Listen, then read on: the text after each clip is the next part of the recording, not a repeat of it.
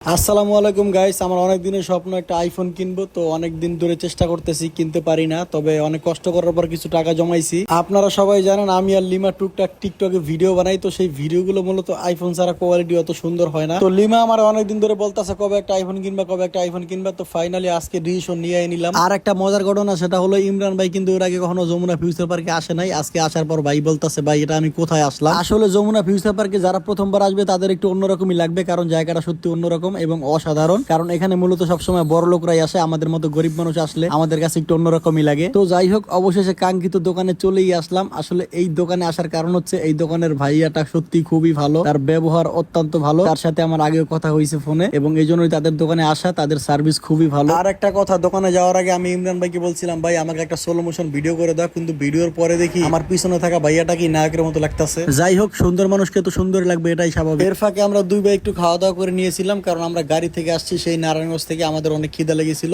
তো দুই ভাই হালকা পাতলা খাওয়া দাওয়া করলাম। অবশেষে আমাদের সেই কাঙ্ক্ষিত আইফোন 15 প্রো ম্যাক্স নিয়ে নিলাম। অবশেষে আমি টাকাগুলো তাকে গুনে দিব, কিন্তু এই টাকাগুলো দেওয়ার সময় আমার সত্যি খুব খারাপ লাগছে, কারণ এই টাকাগুলো আমি অনেক কষ্ট করে জমাইছি। আর যারা মধ্যবিত্ত আমার মতো তারা সবাই জানেন যে এতগুলো টাকা জমানো কতটা কষ্ট। তো অবশেষে আমার কাঙ্ক্ষিত স্বপ্নের সেই আইফোন 15 প্রো ম্যাক্স আমি নিয়ে নিলাম। তো সবাই আমার জন্য দোয়া করবেন, আমি যাতে আইফোনটা খুব সাবধান এবং ভালোভাবে চালাতে পারি, কারণ এই ফোনটা যদি কিছু হয়ে যায় আমার পক্ষে আরেকটা আইফোন কেনা কখনোই সম্ভব না, কারণ আমি সত্যি অনেক গরিব মানুষ। তো ফাইনালি তাকে টাকাগুলো সব বুঝিয়ে দিলাম। আর একটা কথা, এখানে কিন্তু পুরো টাকা না, এখানে 60,000 টাকা। আর 60,000 টাকা আমি ব্যাংক থেকে উঠাইছি, উঠানোর পরে তাকে এটা পরে দিয়ে দিছি, সেটা আর ভিডিও করি নাই। তো অবশেষে আমি সত্যি আইফোনটা কিনতে পেরে আমি খুব হ্যাপি, কারণ আমার অনেক দিনের স্বপ্ন একটা আইফোন কেনা। তো সবাই আমার জন্য দোয়া করবেন, আমি যাতে ভালো মতো ফোনটা চালাতে পারি। অস্থির অস্থির ক্যামেরা।